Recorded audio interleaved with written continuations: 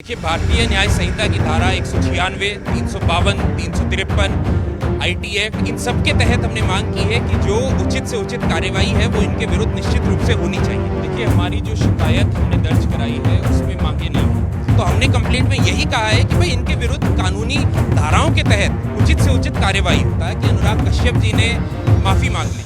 Film निर्देशक अनुराग कश्यप द्वारा एक विशेष जाति वर्ग को लेकर की गई टिप्पणी के बाद दिल्ली के तिलक मार्ग थाने में सुप्रीम कोर्ट के वकील ने शिकायत दर्ज कराई है।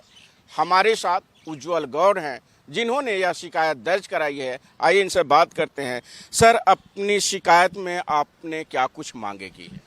देखिए, हमारी जो शिकायत हमने दर्ज कराई है उसमें मांगे नहीं है।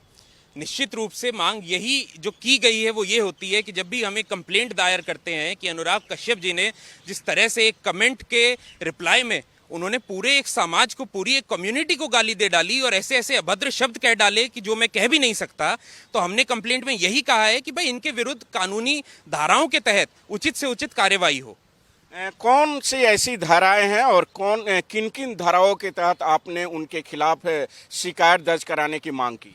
देखिए, भारतीय न्याय संहिता की धारा 196, 352, 353, आईटी एक्ट, इन सब के तहत हमने मांग की है कि जो उचित से उचित कार्यवाही है वो इनके विरुद्ध निश्चित रूप से होनी चाहिए। इन धाराओं के तहत सजा का क्या प्रावधान? देखिए, हर धाराओं का जो सजा का प्रावधान है वो अपने आप में एक अलग है।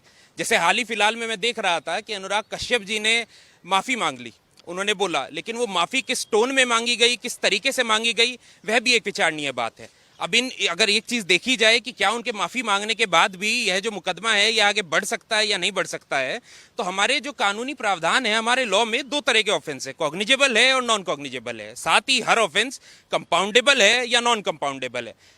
तो अगर अनुराग कश्यप जी ने जो बयानबाजी की है, जो कमेंटबाजी की है, उसके बाद जब उनके विरुद्ध एफआईआर दर्ज हो जाएगा, एफआईआर दर्ज होने के बाद जो धाराएं लगेंगी तो देखना पड़ेगा कि क्या जिन धाराओं में उनके विरुद्ध एफआईआर हुई है वो कंपाउंडेबल हैं, यानी कि उसमें कॉम्प्रोमाइज हो सकता है या नहीं हो सकता।